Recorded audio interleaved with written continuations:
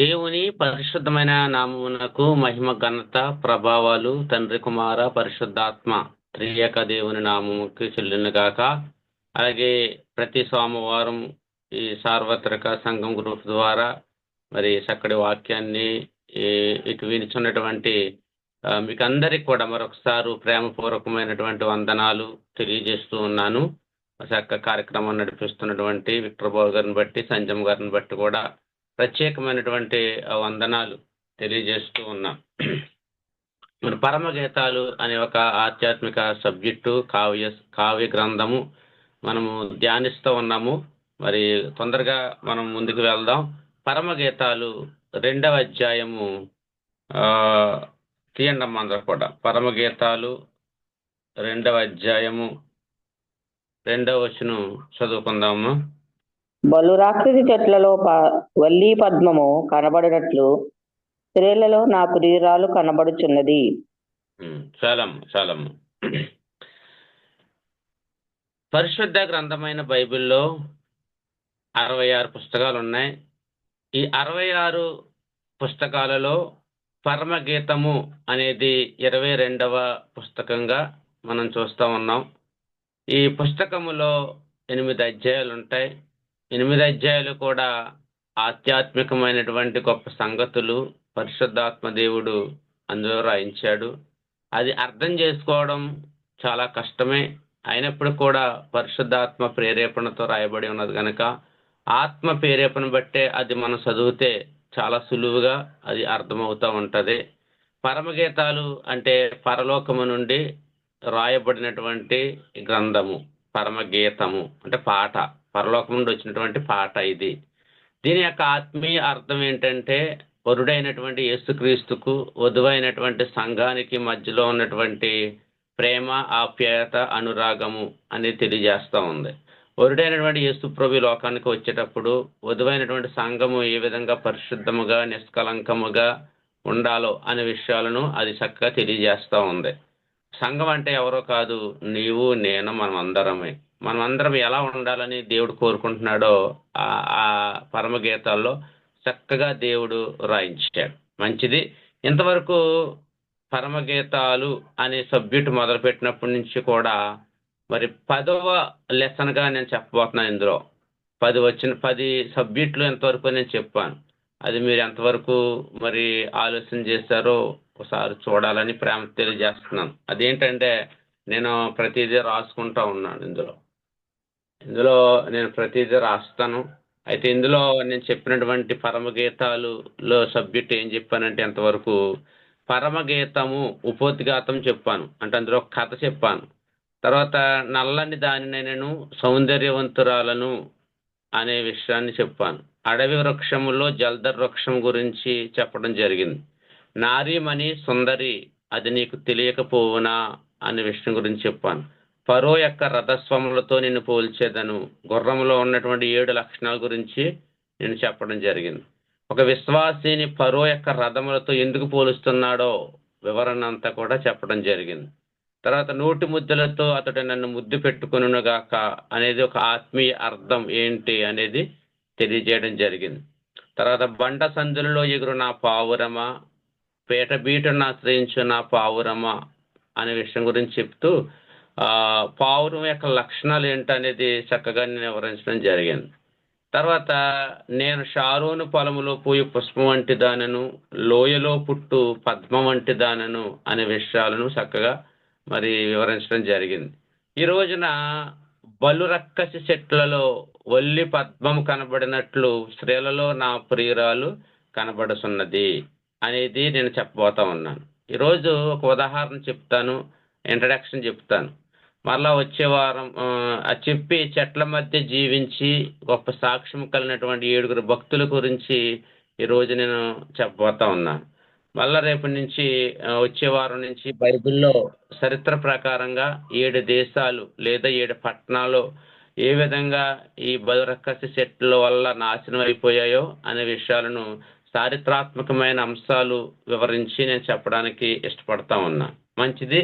ఈరోజు బలురక్కసి చెట్లలో వల్లి పద్మము కనబడినట్లు స్త్రీలలో నా ప్రియురాలు కనబడుచున్నది అనగా ముండ్ల మధ్య కలువలాగా కన్య మధ్య నా ప్రియ సఖి కనబడుచున్నది అనే విషయాన్ని తెలియజేస్తాను. అంటే నా ప్రియ సఖి అంటే అర్థం ఏంటంటే క్రీస్తు దృష్టిలో, అంటే యేసుప్రభు వారి యొక్క దృష్టిలో మనుషులలో అందంగా పరిమళంగా ఉన్నది ఆయన సంఘము మాత్రమే. ఆయన సంఘం మాత్రమే పరిమళంగా పరిశుద్ధంగా జీవిస్తూ ఉన్నది అనే విషయం తెలియజేస్తుంది. ఇతరులంతా ముండ్ల పొదలు, అంటే బాధాకరంగా వికారంగా హానికరంగా ఉన్నారు అని అర్థాన్ని తెలియజేస్తూ ఉంది. చూసారా, యేసు ప్రభు వారు తన సంఘం గురించి అందముగా ఉన్నది సంఘము అని చెప్తా ఉన్నాడు. అంటే నీ మనసులో ఒక సంఘం ఉంది, నా మనసులో ఒక సంఘం ఉంది. ఆ సంఘము ప్రభువుకి ఎలా కనబడాలి అంటే అందముగా కనబడాలి, అద్భుతకరంగా కనబడాలని దేవుడు కోరుకుంటూ ఉన్నాడు. చూద్దాం, ఇంకా ముందుకు వెళ్దాం. బలురక్కసి చెట్టు గురించి దేవుడు ఈ రోజున మనకు ఏ పాఠం నేర్పిస్తా ఉన్నాడు ఒకసారి మనం ఆలోచిద్దాం. బైబిల్ గ్రంథంలో ఒక మాట రాయబడ్డదంటే దాని నుండి గొప్ప పాఠాలు ప్రభు నేర్పించడానికి ఇష్టపడతా ఉన్నాడు అని మనం అర్థం చేసుకోవాలి. ఇక్కడ దేవుడు ఆదిలోనే ప్రకృతిని చేశాడు. ఈ ప్రకృతి అంతా కూడా ప్రభు సృష్టి, దేవుని నోటి మాట చేత సృజించబడ్డది. కలుగునగాక అనగానే కలుగునవి. అందులో ఎన్నో జంతువులు ఉన్నాయి, పక్షులు ఉన్నాయి, పువ్వులు ఉన్నాయి, చెట్లు ఉన్నాయి. ఈ ప్రకృతి అంతా కూడా వీటితో నింపబడి ఉంది. అందులో ఈ ప్రకృతిలో ఆ చెట్ల మధ్యలో ఒక చెట్టు ఉందండి. ఆ చెట్టు పేరే బలురక్కసి చెట్టు. దేవుని స్తోత్రం. బలురక్కసి చెట్టు అది నేటి సంఘానికి అనేక పాఠాలు నేర్పిస్తా ఉంది అనే విషయాలను మనం తెలుసుకోవాలి. చూడండి, ఈ చెట్టు గురించి ఇంగ్లీష్ బైబిల్లో ఏమని రాయబడి ఉందంటే అగ్నిమెన్ పిక్సికెనా అని రాయబడ్డది. అగ్నిమెన్ ఫ్లెక్సికెనా అని రాయబడ్డది అనమాట. అంటే ఈ చెట్టు ఎక్కడ జీవిస్తుంది? అన్ని చోట్ల జీవిస్తుంది. అది బలురక్కసి చెట్టు. ప్రజెంట్ మనము చాలా చెట్లు చూస్తూ ఉంటాం, కానీ ఈ బలురక్కసి చెట్టు ఎక్కడ జీవిస్తుందంటే అడవుల్లో, కొండల్లో, ఎడారుల్లో ఈ చెట్టు ఎక్కువగా అక్కడ జీవిస్తుంది. కొండల్లో ఉంటుంది, అడవుల్లో ఉంటుంది, ఎడారిలో ఆ ప్రాంతాలలో ఈ బలురక్కసి చెట్టు మరి వాస్తవానికి అక్కడే అది జీవిస్తూ ఉంటుంది, మొలుస్తూ ఉంటుంది. అయితే ఆ చెట్టుకు ముళ్ళు ఎక్కువగా ఉంటాయి. ఆ ముళ్ళు ఎక్కువగా ఉంటాయి. అలాంటి ముళ్ళ పొదల్లోంచి ఒక పువ్వు వికసిస్తుంది. ఆ పువ్వు మనం కోయడానికి చూస్తే చర్మం లాగేస్తుంది, గుచ్చుకుంటుంది అన్నమాట. బలురక్కసి అనగా అనే పదంలోనే ఉంది దాని యొక్క విధానము. పరిశుద్ధ గ్రంథమైన బైబిల్లో ఈ బలురక్కసి చెట్టు గురించి చాలా చోట్ల 7 సార్లు రాయబడ్డదండి. నేను గమనించాను, అన్ని చూశాను. 7 సార్లు బలురక్కసి చెట్టు అనే పదం రాయబడినట్లుగా మనం చూస్తూ ఉంటాం. అయితే ఆ ముళ్ళ మధ్యలోనే ఒక పువ్వు వికసిస్తుంది. ఆ పువ్వు చాలా చాలా చాలా అందంగా ఉంటుందంటండి, చాలా సుందరంగా ఉంటుందంటండి.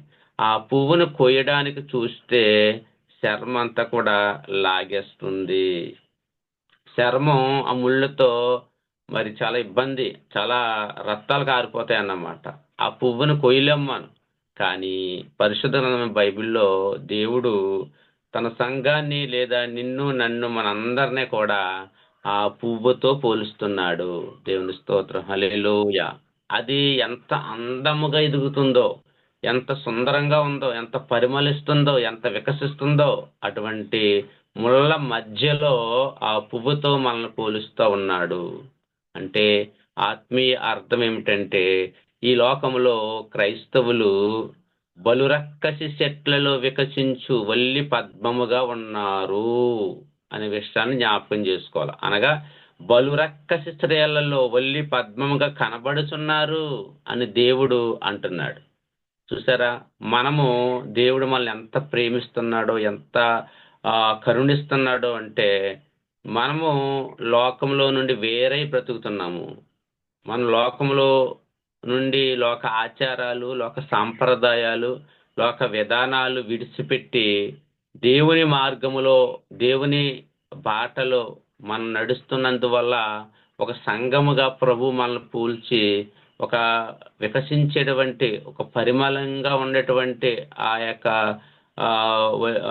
పద్మముతో, ఆ పువ్వుతో మనలను పోలుస్తున్నందుకు మనం ఎంతో ఎంతో ఎంతో ధన్యులం అని చెప్పాలండి. ఇంకా చెప్దాం, స్త్రీలలో అతి సుందరి అనగా ప్రత్యేకించబడినది అని అర్థం. ఇక్కడ మనం చదువుకున్నాం కదండి, ఇక్కడ ఏమని చదువుకున్నాం మనం? బలురక్కసి చెట్లలో వల్లి పద్మము కనబడినట్లు స్త్రీలలో నా ప్రియురాలు కనబడుచున్నది అని అంటున్నాడు దేవుడు. అక్కడ బలురక్కసి చెట్లు అంటే భయంకరమైన ముళ్ళు. ఆ ముళ్ళుల మధ్యలో ఒక పువ్వు వికసించినట్లుగా దేవుడు మనలను ఏర్పరుచుకున్నాడు. దేవుడు మనలను మరి తన పని నిమిత్తమై మన రక్షణ ఇవ్వడానికి ఆయన ఏర్పాటు చేసుకున్నాడు అని దేవుడు మనల్ని పిలుస్తా ఉన్నాడు. అయితే ఇక్కడ ఒక విషయం జ్ఞాపకం చేసుకోవాలి. సంఘంలోని అందరూ వధువు సంఘం కాలేరు. సంఘంలో ఉన్నటువంటి అందరూ కూడా వధువు సంఘం కాదు, కొందరే ఉంటున్నారు. వారే క్రీస్తుని నరాల్లో పెట్టుకుని బతుకుతున్నారు. దేవుని స్తోత్రం. వారి కొరకు దేవుడు చెప్తున్న మాట. అయితే నామకార్థ క్రైస్తవుల్లో కూడా కొందరున్నారు, వాళ్ళు ఈ వాక్యము ద్వారా ఆత్మీయంగా బడపడాలి, ఆత్మీయంగా స్థిరపడాలని కోరుకున్నటువంటి విశ్వాసులు కూడా ఉన్నారు. వారి గురించి కూడా దేవుడు ఏమంటున్నాడంటే వల్లి పద్మము, వల్లి పద్మము. ఒకసారి తప్పిపోతున్నారు, మరలా మరలా దేవుడి దగ్గరకు వస్తున్నారు, తప్పిపోతున్నారు, మరలా వస్తున్నారు. తన జీవితాన్ని సరిదిద్దుకుంటున్నారు వాక్యము ద్వారా, వాక్యము ద్వారా తన బ్రతుకులను మార్చుకుంటున్నారు. అందుకనే వాళ్ళు నా బిడ్డలే, వాళ్ళు మారాలని నేను కోరుకుంటున్నాను అని దేవుడు చెప్తా ఉన్నాడు. చూసారా? ఇంకొకసారి చూద్దాం. పాత నిబంధన గ్రంథంలో ఇక్కడ బలురక్కసి చెట్టు మధ్యలో నా ప్రియురాలు కనబడుతున్నది అని పాత నిబంధన కాలంలో చెప్తే, కొత్త నిబంధనకు వచ్చినప్పటికీ యేసు ప్రభు వారు ఆ బలురక్కసి చెట్లు ఎవరో కాదు, ఎవరో చెప్తున్నాడు అనమాట. మత్తయి సువార్త 10:16 చదవండి అమ్మ ఒకసారి. మత్తయి సువార్త 10:16. ఇదిగో తోడేళ్ల మధ్యకు గొర్రెలను పంపినట్లు నేను మిమ్మల్ని పంపుచున్నాను గనుక పాముల వలె వివేకములు, పావురము వలె నిష్కపటులై ఉండుడి. చాలమ్మా. ఇక్కడ బలురక్కసి చెట్లు ఎవరో కాదు, యేసు ప్రభు వారే స్పష్టంగా చెప్తా ఉన్నారు. తోడేళ్ళు మధ్యకు నిన్ను పంపుతున్నాను అంటుంది. చూసారా? ఎవరో ఈ బలురక్కసి చెట్టు అంటే మన చుట్టూ ఉన్నటువంటి దేవునికి అవిధేయులైన ప్రజలే, దేవునికి ఇష్టం లేకుండా జీవిస్తున్న వారే, దేవుని ప్రజలు పాడు చేస్తున్న వారే, దేవుని సంఘాలను పాడు చేస్తున్న వాళ్ళు, దేవుని బిడ్డలను దూషిస్తున్న వాళ్ళు, సంఘాలను సువార్తను ఆటంకపరిచేవారే, దేవుడు నమ్ముకున్నప్పుడు ద్వేషంగా మాట్లాడేవారు, దూషణకరంగా మాట్లాడేవారు, ద్వేషించేవారు, తిట్టేవారు, భయంకరంగా అవమానపరిచేవారే ఈ బలురక్కసి చెట్లు. వారి మధ్యలో మనం జీవిస్తున్నప్పుడు దేవుడు ఏమని కోరుకుంటున్నాడంటే వల్లి పద్మముగా నీవు ఎదగాలి, వల్లి పద్మముగా నీవు వికసించాలి. వారి మధ్యలో తోడేళ్ల మధ్యకు నిన్ను పంపుతున్నాను. మీరు ఎలా ఉండాలంటున్నాడంటే ప్రభు, పాముల వలె వివేకమును, పావురం వలె నిష్కపటములై ఉండాలి మనం. వాళ్ళు కలిసిపోకూడదు, వాళ్ళలాగా వెళ్ళిపోకూడదు, ఒక ప్రత్యేకంగా మనం జీవించాలి. క్రైస్తవుడికి చాలా కష్టాలు వస్తాయి, చాలా బాధలు వస్తాయి, చాలా వేదనలు వస్తాయి. అయినప్పుడు కూడా మన గురి యేసు ప్రభువే, మన గురి పరిశుద్ధంగా జీవించడమే. నేను పరిశుద్ధిని కనుక మీరును పరిశుద్ధంగా ఉండమని యేసు ప్రభు చెప్పిన మాటని జ్ఞాపకం చేసుకుంటూ మనం ముందుకెళ్ళిపోవాలి. అందుకనే పాత నిబంధనలో అయితే బలురక్కసి చెట్టు మధ్యలో జీవిస్తున్న క్రైస్తవులు, కొత్త నిబంధనలు అయితే తోడేళ్ల మధ్యలో జీవిస్తున్నట్లు జీవించండి, మీరు జ్ఞానం కలిగి జీవించండి అని యేసు ప్రభు వారు చక్కగా వివరిస్తూ ఉన్నారు. ముండ్ల మధ్యలో జీవిస్తుంచడం అంటే చాలా చాలా బాధలు, అవమానాలు పడాలి. కష్టాలు పడాలి. ఇంకొక వాక్యం చదువుకొని మనం ముందుకు వెళ్ళిపోదామండి. యోహాను సువార్త 15 అధ్యాయం 19 అపోస్తుల కార్యము 4 అధ్యాయం 3 ఈ రెండు చదవండి ఒకసారి. యోహాను సువార్త 15 అధ్యాయం 19. మీరు లోక సంబంధులైన ఎడల లోకము తన వారిని స్నేహించుము. అయితే మీరు లోక సంబంధులు కారు, నేను మిమ్మును లోకములో నుండి ఏర్పరచుకొంటిని, అందుచేతనే లోకం మిమ్మల్ని దేశించుచున్నది. ఆమేన్ ఆమేన్. చూసారా అండి, లోకములో నుండి వేరే ఉన్నారు కనుక మీ పక్షంగా నేను వచ్చాను అంటున్నాడు ప్రభు. లోకాన్ని మనం జయించేటట్లుగా ఉండాలి. ఇప్పుడు ఉదాహరణ చెప్తాను చూడండి. లోకంలో ఎవరో పండగలు చేసుకుంటున్నారు, గోగు పండగ లేకపోతే ఏదో పండగ చేసుకుంటున్నారు. వాళ్ళు మనల్ని రమ్మంటారు, ఆ గోగు మంట చుట్టూరు తిరగమంటారు, లేదా ఏదేదో లోక సంబంధమైనటువంటి ఆచారాల్లో ఈ పని చేయండి ఆ పని చేయండి అని చెప్తారు. ఒక క్రైస్తవుడిగా మనం వెళ్ళొచ్చా? కొంచెం వేరే జీవించాలని వాక్యం తెలియజేస్తాం. కొంతమంది స్నేహితులు ఉంటారు, వాళ్ళు ఏదో ఒక వ్రతమనో ఏదోనో పెట్టుకుంటూ ఉంటారు. మనము మంచి ప్రేమతో చెప్పి తప్పించుకోవడానికి ప్రయత్నం చేయాలి, కానీ వాళ్ళు కలిసిపోయి వాళ్ళు చేసినట్లుగా మనం చేయకూడదు అని. అంటే లోకంలో నుండి మీరు వేరైపోయారు అన్నట్టు. అంటే వారితో కలిసి ఉండాలి, కానీ మనము వాళ్ళు చేయకూడదు. ఉదాహరణ చెప్తాను చూడండి. కుమ్మరి పురుగు ఎక్కడుంటుంది? మట్టిలో ఉంటుంది, కానీ దానికి ఏమంటుకోదు? మట్టి అంటుకోదు. అలాగే తామరాకు ఎక్కడుంటుంది? బురదలో ఉంటుంది, కానీ దానికి ఏమంటుకోదు? బురద అంటుకోదు.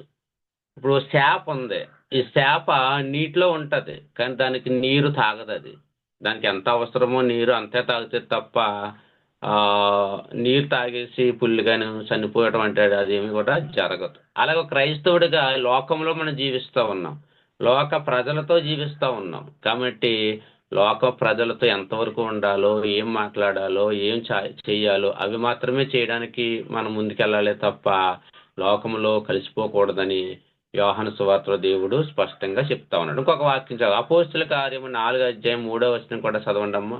అపోస్తుల కార్యము 4 అధ్యాయం 3 ముందుకెళ్ళిపోదాం. వారిని బలాత్కారముగా పట్టుకొని సాయంకాలమైనందున మరునాడు వరకు వారిని కావలిగా ఉంచి. చాలమ్మ. ఇక్కడ బలురక్కసి చెట్ల మధ్య, భయంకరమైన ప్రజల మధ్య జీవించి గొప్ప సాక్ష్యము కలిగినటువంటి వారు 7 భక్తులు ఉన్నారండి. క్లుప్తంగా వారి గురించి నేను చెప్తాను. బలురక్కసి చెట్ల మధ్యలో జీవించి గొప్ప సాక్ష్యాన్ని కలిగినటువంటి వారు 7 ఉన్నారు. ఆ 7లో వరుసగా వద్దాం. యోసేపు ఎటువంటి సమాజంలో జీవించాడమ్మా? మనం చూస్తూ ఉంటాం. ఆదికాండం 37 అధ్యాయం 28 చదవద్దు అని చెప్పేస్తాను వరుసగా, ఒకసారి వినండి. యోసేపు మరి యాకోబు యొక్క కుమారుడు, 12 మందిలో 11వ వాడు. యోసేపు అన్నలందరూ కూడా ఇతను ద్వేషించారు, దూషించారు, అవమానపరిచారు. ఎందుకు అంటే ఇతడు యథార్థంగా జీవిస్తున్నాడు, భక్తిగా జీవిస్తున్నాడు, ఇతడు దేవుడు దర్శనాలు చూపిస్తున్నాడు, ఆ దర్శనాలు ఉన్నట్టుగా చెప్తున్నాడు. అందువల్ల ఆ అన్నలందరూ కూడా అతను ద్వేషించారు, దూషించారు. ఒకనొక దినం వచ్చినప్పుడు అతన్ని మరి గుంటలో పాడేయటం జరిగింది. అందులో గుంటలోంచి తీసి మరి మిద్యానీయులకు అమ్మేయటం జరిగింది. అలాగా అతడు ఒక రాజు చేతిలోకి వెళ్ళాడు. ఆ రాజుగారి దగ్గర నమ్మకంగా ఉన్నాడు. అక్కడ కూడా రాణి గారు శోధించారు. ఆ శోధన గురైపోయిన తర్వాత మళ్ళీ అక్కడి నుంచి మళ్ళీ జైలుకి వెళ్ళాడు. జైల్లో కూడా చాలా అవమానాలు పొందుకున్నాడు. మొత్తానికి ఎలాగైతే బలురక్కసి చెట్ల మధ్యలో జీవించి ఆ దేశానికి ప్రధానమంత్రి అయిపోయాడంటే. దేవుని స్తోత్రం, హల్లెలూయా. అంటే ఇక్కడ మనిషి జీవితంలో కష్టాలు రావచ్చు, బాధలు రావచ్చు, వేదనలు రావచ్చు, మన విశ్వాసాన్ని, మన దేవుణ్ణి మనం విడిచిపెట్టకూడదు అనే విషయాలను బలురక్కసి చెట్ల ద్వారా మనం తెలుసుకుంటా ఉన్నాము. తర్వాత నోవాహు కాలంలో కూడా దేవుడు అన్నాడు ఓడ కట్టు అని చెప్పాడు. ఓడ కట్టమంటే ప్రభు అన్నాడు, ఈ దేశం అంతా కూడా నేను నాశనం చేసేస్తున్నాను, వాటర్తో నీటితో నేను తడిపేస్తున్నాను అని చెప్పాడు. అతడు ఒక వాడని సిద్ధపరుస్తున్నప్పుడు బలురక్కసి చెట్ల మధ్యలో జీవిస్తూ ఉన్నాడు, భయంకరమైన తోడేళ్ల మధ్యలో అతను జీవిస్తూ ఉన్నాడు. అతడు వాడ కడుతున్నప్పుడు ఎంతో మంది అతను అవమానపరుచుంటారు, తిట్టుంటారు, దేవుని వాక్యం చెప్తే తిరస్కారం చేసి ఉండవచ్చు. కానీ అతడు నమ్ముకున్న దేవుణ్ణి విడిచిపెట్టలేదు, వాడ కట్టాడు, కావలసినటువంటి అన్ని అందులో వాళ్ళలో పెట్టాడు ప్రభు. అది వాడ వెళ్తున్నప్పుడు అందరూ కూడా అయ్యయ్యో మేము నీ మాట వినలేదు, మేము ఈ నీటిలో పడిపోతున్నాం అని చెప్తా ఉన్నారు. అంటే ఇక్కడ పరిశుద్ధంగా జీవించాడు ఆయన, నోవాహు వాడలోకి వెళ్ళినట్లుగా మనం చూస్తూ ఉంటాం.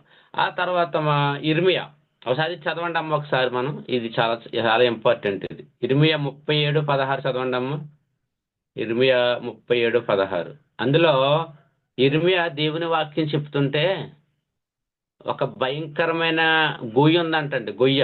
ఆ గోతులో పాడేశారంట, దవ్వడమే పెట్టి కొడేశారంట, అతన్ని చాలా గట్టి కొట్టారంట. ఎందుకని? వాక్యం చెప్తున్నాడు, సువార్తను బోధిస్తున్నాడు, మారు మనసు పొందమని చెప్తా ఉన్నాడు. కానీ వీళ్ళు ఏమీ వినకుండా ఆయన భయంకరంగా కొట్టినట్లుగా మనం చూస్తూ ఉంటాం. ఇర్మియా 37:16లో ఈ మాట. ఇర్మియా చెరసాల గోతులో వేయబడి అక్కడ అనేక దినములు ఉండెను. అక్కడ ఇంకా పైన చదివితే ఏముంటదంటమ్మా, దేవుని వాక్యం చెప్తున్నాడని ఒక ఆయన కొట్టి ఆ గోతులో పాడేశాడంట. ఎందుకని? బలురక్కసి సిట్టాడు. ఆ బలురక్కసి చెట్ల మధ్యలో ఎవరు జీవిస్తున్నారంటే ఇర్మియా గారు జీవిస్తూ ఉన్నారు. ఇర్మియా గారికి అనేక కష్టాలు వచ్చినాయి, అనేక బాధలు వచ్చినాయి. ఆయన విలాప ప్రవక్త అంటారు, విలపించు ప్రవక్త అంటారు. యెరూషలేము గురించి, యెరూషలేము క్షేమం గురించి, యూదుల గురించి ఎంతగానో ప్రార్థన చేసి దేవుడు గొప్ప ప్రవక్త అన్నమాట. అంటే విలాప వాక్యములు అనే గ్రంథం రాశాడు ఆయన. ఎందుకని? వాళ్ళందరూ మారు మనసు పొందాలి, వాళ్ళందరూ కూడా మంచిగా జీవించాలనే ఉద్దేశంతో ఆ గ్రంథం రాసినట్లుగా మనం చూస్తూ ఉంటాం. తర్వాత యెషయా, టైం లేదు కాబట్టి స్పీడ్గా చెప్పేస్తున్నాం. యెషయా అనే ఒక ప్రవక్తను కూడా బలురక్కసి చెట్ల మధ్యలో జీవించాడండి. అతను కూడా భక్తిహీనుల మధ్యలో జీవించాడు. 7:3 8:3 యెషయాకు భార్య, కుమారులు అందరూ కూడా ఉన్నారు.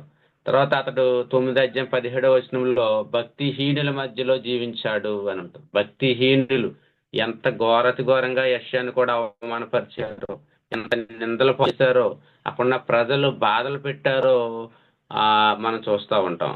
ప్రవక్తల చరిత్రలో మనం తెలుసుకుంటే ప్రవక్తల్ని చాలా చాలా ఘోరంగా హింసించారంటండి, బాధ పెట్టారంట. అయినా కానీ భక్తిహీనుల మధ్యలో జీవించి ఆ దేవుని యొక్క రాజ్య సువార్తను వారు ప్రకటించినట్లుగా మనం చూస్తూ ఉంటాం.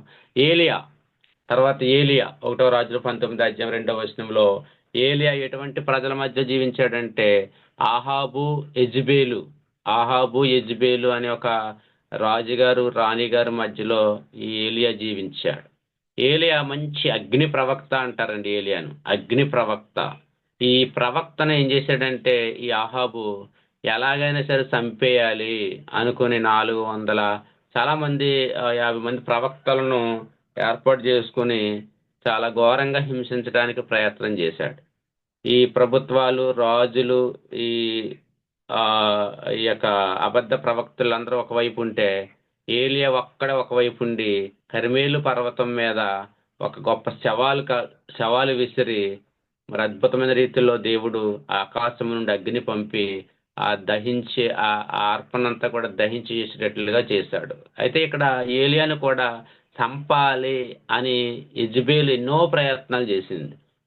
ప్రయత్నాలు చేసింది. కానీ నమ్ముకున్న దేవుడు, పంపించినటువంటి దేవుడు ఏలియాకు తోడుగా ఉండి పరలోకం అంటే ఆ అగ్నిరథాలు వచ్చి తీసుకెళ్ళిపోయేంత వరకు కూడా దేవుడు అతనికి తోడుగా ఉన్నాడు. అంటే బలురక్కసి చెట్ల మధ్యలో జీవించారు వీళ్ళందరూ కూడా, కానీ ఈ విశ్వాసాన్ని వాళ్ళు కోల్పోలేదని వాక్యం తెలియజేస్తా ఉంది. తర్వాత స్టెఫను గారు కూడా మరి బలురక్కసి చెట్ల మధ్య జీవించి వాక్యం చెప్తా ఉన్న సమయంలో రాళ్ళు రువ్వి అతన్ని చంపేసినట్లు కూడా మనము చూస్తూ ఉంటాం. అపోస్తుల కార్యం 7:57-58 మరి భయంకరంగా స్టెఫన్ను రాళ్ళతో చంపినప్పుడు నా ఆత్మను నీకు అర్పిస్తున్నాను, సమర్పిస్తున్నాను ప్రభువా అని చెప్పి అతడు చనిపోయినట్లుగా మనం చూస్తూ ఉంటాం. లాస్ట్ని అపోస్తలుడైన పౌలు గారిని కూడా చంపాలని ప్రయత్నం చేశారు.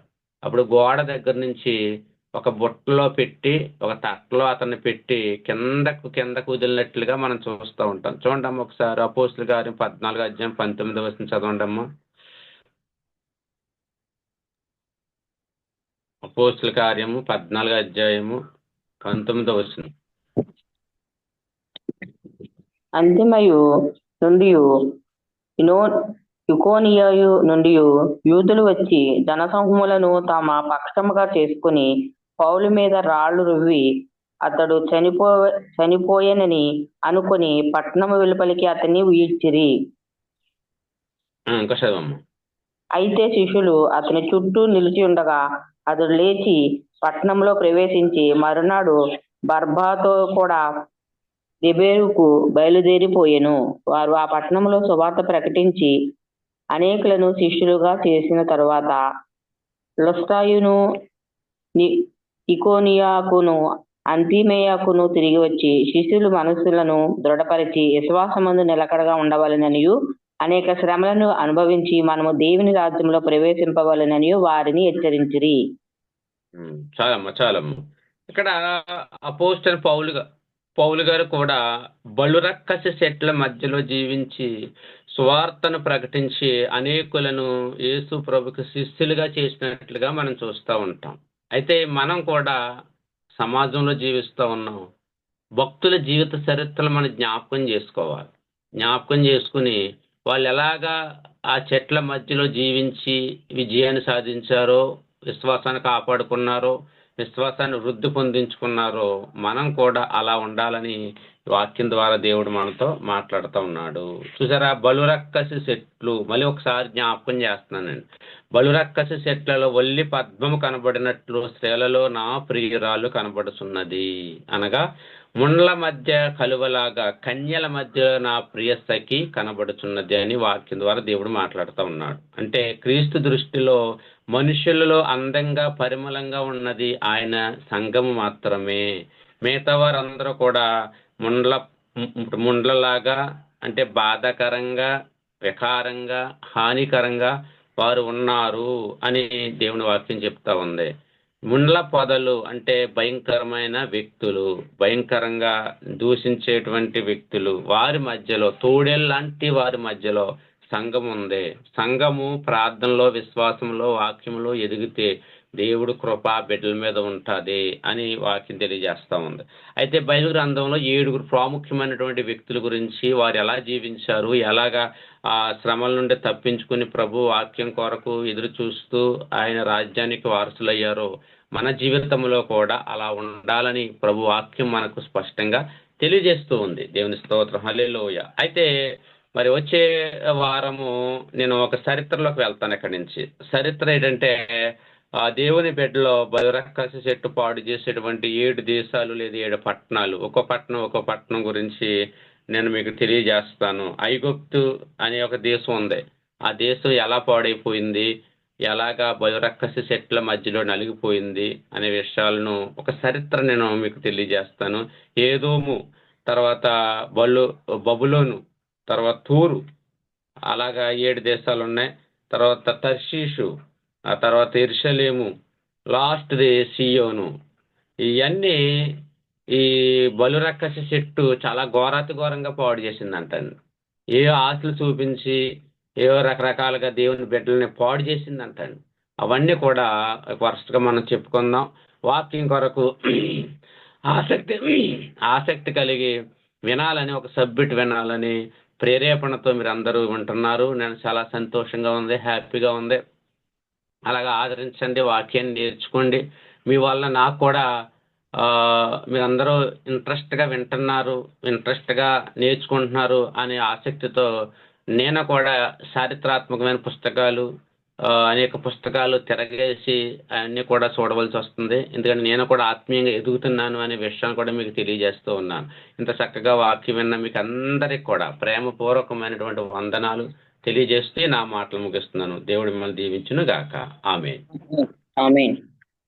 మన కోసం చక్కటి చారిత్రాత్మకమైన మాటలు మరి ఎంతగానో స్టడీ చేసుకుని మరి అయ్యగారు మన కోసం ఎక్కడ అన్ని వెతికి మనకి వివరిస్తున్నారు. మరి ఇటుగా వివరించిన ఆశీర్వాద అయ్య గారికి వందనాలండి. మరి బలు రాక్షసి చెట్లలో వల్లి పద్మం కనబడినట్లు మరి బలు రాక్షసి చెట్లలో పద్మం ఎలాగైతే ఉందో మనం అందరం కూడా అలాగే ఉండాలని, మరి అలాగే ఆ బలు రాక్షసి చెట్టు ఎలా ఉంటుందో దాని స్వభావం కూడా చెప్పారు. అది ముళ్ళ మధ్యలో ఉంటదని. అలాగే మరి ఆ భక్తులు కూడా మరి ఎవరెవరు బలు రాక్షసు చెట్ల పోల్చి ఉన్నారో అలాంటి 7 భక్తులను కూడా మన మధ్యకు తీసుకొచ్చి వారి గురించి కూడా మరి రిఫరెన్స్లతో సహా మరి చెప్పారు. మనం కూడా వారి వలె మరి ఉండాలని, కష్టం వచ్చినా నష్టం వచ్చినా మనకి చావు ఎదురొచ్చినా సరే మనము అలాగే నిలబడాలని మరి ఎంతగానో మనకి ఆదర్శంగా మరి కొంతమంది భక్తుల్ని తీసుకొచ్చి మనకి వివరించారండి అయ్యగారు. ఇంకా అనేక మర్మాలు మాకు తెలియపరచాలని, ఇంకా చరిత్రాత్మకమైన మరి సత్యాలు మాకు తెలియపరిచి మమ్మల్ని ముందుకు ఇంకా నడిపించాలని కోరుకుంటున్నాం అయ్యగారు. వాక్య నిమిత్తం మన మధ్యన రావు బ్రదర్ గారు ప్రార్థన చేస్తారు. బ్రదర్ గారు, brother praise the lord, praise the lord. ప్రార్థన చేయండి వాక్య నిమిత్తం. సర్వోన్నతుడా, సర్వశక్తికారి, నీకు వందనాలు, స్తోత్రాలు ప్రభువా.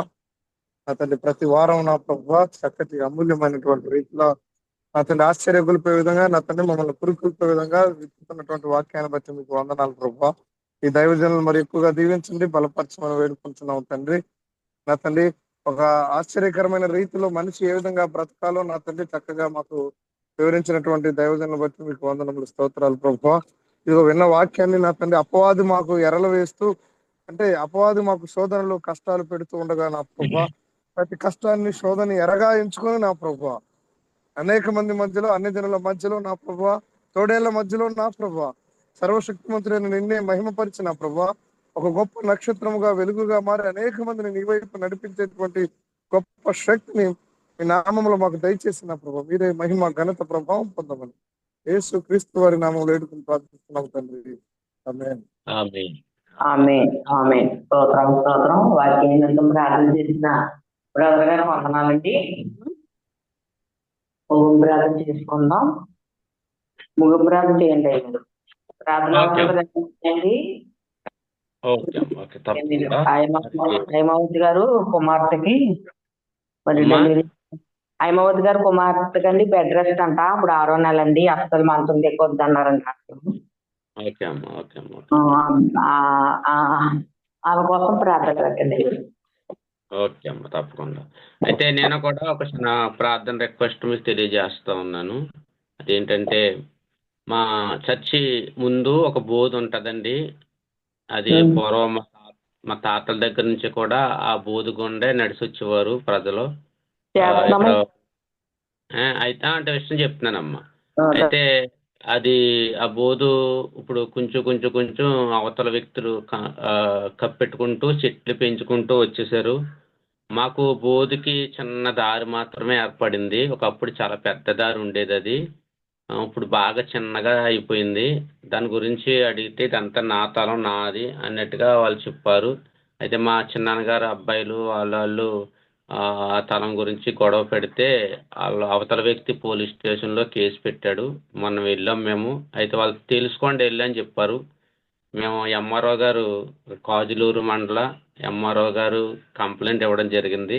ఆయన అన్నారు నేను వచ్చి ఆ పొజిషన్ అంతా చూసి నేను దారి ఏర్పాటు చేస్తానని వారు చెప్పారు. కానీ ఇప్పుడు వరకు కూడా ఎంఆర్ఓ గారు రాలేదు. రోజు ఫోన్ చేస్తున్నాం. మరి దేవుడు ఎంఆర్ఓ గారు మనసు మార్చి ఒకసారి మా స్థలం దగ్గరకు వచ్చి ఇక్కడ చూసి దీని పరిష్కారం ఆలోచించి చేసేటట్లుగా, దేవుడు కార్యం చేసేటట్లుగా మరొకసారి మీకు తెలియజేస్తాం. అంటే విషయం మీకు అర్థం అవ్వాలి కదండి, ఇక్కడ ఏం జరుగుతుంది అనేది. ప్రార్థన చేస్తారు కదా అని చేస్తున్నారు. అయితే ఈ విషయం ఇది బోధి గురించి గొడవ అన్నమాట అండి, దారి గురించి గొడవ. కాబట్టి విషయం గుర్తుపెట్టుకోండి. మీరందరూ ప్రార్థన చేస్తున్నారు, దేవుడు కార్యం చేస్తాడనే విశ్వాసం, బలమైన నమ్మకం మాకు ఉంది. కార్యం చేయాలా, మాకు ఎటువంటి ఇబ్బంది లేకుండా. ఎందుకంటే కొంచెం ఉంటే బోధిలో పడిపోతున్నాం అన్నమాట, అంత భయంకరంగా ఉందా దారి. ప్రార్థన చేయండి. ఓకే, హైమావతి గారి గురించి మిగతా సంఘ సభ్యులందరి కోసం ప్రార్థన చేద్దాం. కళ్ళు మూసుకోండి. ప్రేమ నమ్మకము కలిగిన మా ప్రియ పరలోకపు తండ్రి, నీ పరిశుద్ధ నామాన్ని బట్టి వందనాలు, కృతజ్ఞతలు, స్తుతులు, స్తోత్రాలు. ఇదిగో ప్రభువా, ఇంతవరకు చక్కగా కార్యక్రమాలన్నీ నడిపించారు, నీకు వందనాలు. పాటల్లో, వాక్యములు, ప్రభు ఆరాధనలో మీరు నడిపించారు. వాక్యం ద్వారా కూడా మీ బిడ్డలతో మీరు మాట్లాడారు, అందుని బట్టి నీకు వందనాలు. ఇదిగో ప్రభా, ఈ సమయంలో ప్రభా నాయన హైమావతి గారి గురించి కూడా ప్రార్థన చేస్తున్నాం. వారి కుమార్తెకు ప్రభా బిడ్డ పుట్టాడని చెప్పారు. వారి బిడ్డ కూడా క్షేమకరంగా ఆరోగ్యంగా ఆ బిడ్డను ఉంచమని అడుగుతా ఉన్నాం ప్రభా. ప్రభా తల్లి బిడ్డను క్షేమంగా ఉంచండి. వారు పరిచర్య చేస్తున్న వారికి కూడా మీరు తోడుగా ఉండండి. అలాగనే ప్రభా గ్రూప్లో ఉన్నటువంటి సభ్యులందరినీ కూడా మీరు జ్ఞాపకం చేసుకోండి. వారికి ఏమేమి అవసరమో ప్రతి అవసరతలో మీరు తీర్చండి. నీ కృపలో నడిపించి నీ దీవెన ఆశీర్వాదాల బిడ్డల మీద ఉంచండి. అలాగే రేపు వాక్యం కొరకు నీ బిడ్డలందరూ ఎదురు చూడడానికి, ఆ వాక్యం ద్వారా ఆత్మీయంగా బలం పొందుకోవడానికి సహాయం దయచేయమని, కృప దయచేయమని, తోడు అనుగ్రహించమని ప్రార్థన చేస్తూ ఉన్నాం. ప్రభా నీ చిత్తమే మా జీవితంలో మెండుగా సిద్ధించమని, ఈ రోజంతా నీ కృప, నీ కాపుదల, భద్రత, క్షేమాన్ని ఇచ్చి నడిపిన సహాయం దయచేయమని మా ప్రభువును నీ ప్రియ కుమారుడైన యేసుక్రీస్తు నామం పేరటి ప్రార్థన అడుగుతున్నాను మా ప్రియ పరలోకపు తండ్రి. ఆమేన్. ఆమేన్. తండ్రి అయిన దేవుని ప్రేమ, కుమారుడని యేసుక్రీస్తు వారి కృప, పరిశుద్ధాత్మ యొక్క అన్యోన్య సహవాసము, సమాధానం ఇప్పుడు ఎల్లప్పుడూ సదాకాలము తోడై ఉండి నడిపించునుగాక. ఆమేన్. ఆమేన్. ఆమేన్. కూడా వచ్చిన మీకు అందరికీ మరొకసారి ప్రేమపూర్వక వందనాలండి. వందనాలు. వందనాలు అయ్యగారు. వందనాలండి. హైమావతి గారు వాళ్ళ అమ్మాయి డెలివరీ అవ్వలేదండి. ఇప్పుడు ఆరో గర్భం 6వ నెలండి. అయితే అంట అసలు